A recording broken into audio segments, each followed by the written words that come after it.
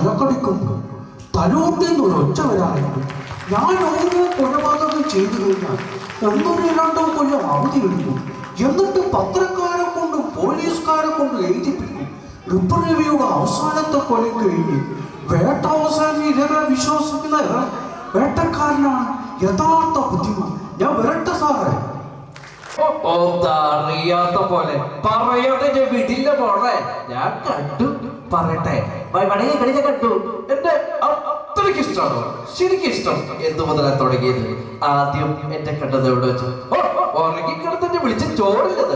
വിടില്ല, ഞാൻ പറയാതെ ഞാൻ വിടില്ല. പെങ്ങളെ രാത്രി പുളിച്ചയിട്ടേക്കപ്പോ അതിന്റെ നടുക്ക് തുള്ളി പൊട്ടിപ്പോയി എന്ന് പറഞ്ഞ അതെന്നത്തെ വർഷം.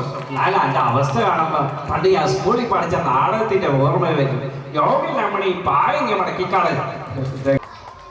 മക്കളെ, ഞാനിപ്പോ വന്നത് വേറെ ഒന്നല്ല, നമ്മളെ പീറ്ററിന്റെ കേസുമായി. ഞാൻ ഇന്നലെ ഒരാളെ പോക്കി, പേര് ഡേവിസ്. നമ്മളെ കുടുംബത്തിൽ കയറി കളിച്ചവരുടെ കൂട്ടത്തില് അന്ന് ആറി ഉണ്ടായിരുന്നു.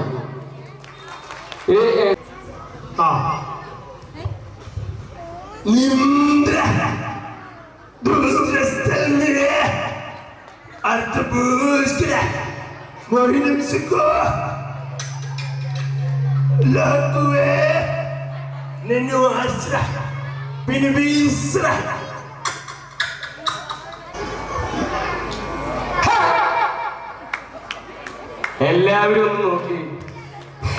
എനിക്ക് എന്തെങ്കിലും പ്രശ്നമുണ്ടോ? ഒരു പ്രശ്നമില്ല, ഒരു പ്രശ്നമില്ല. പറ്റിച്ചു. ഏതോ കണ്ണി ചോരില്ല തന്നെ. എനിക്കറിയോ, ഞാൻ 3 ദിവസമായി കുളിച്ചിട്ട് ഭക്ഷണം കഴിച്ചിട്ട് ഒന്ന് ഉറങ്ങിട്ട് അതിനെങ്ങനെയാ ഉറങ്ങ നേരത്തെ നീ എന്റെ മുന്നിൽ ഇങ്ങനെ ഭൂതം പോലെ വന്ന് നിൽക്കല്ലേ?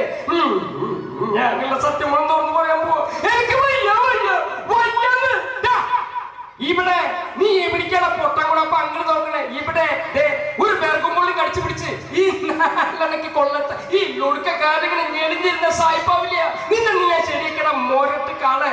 നീ ഇപ്പൊ വിചാരിക്കുന്നുണ്ടാവും മൂർഖം പാമ്പിനെ ആളുള്ള ഈശ്വര ഞാൻ പാല് കൊടുത്ത് വളർത്തിയത്. അതേടാ, നീ മൂർഖം പാമ്പിനെ തന്നെ പാല് കൊടുത്ത് വളർത്തിയത്. ഇനി ഇവിടെ നിന്നെ മുട്ടുകാലിട്ട് എന്നെ കൊല്ലും.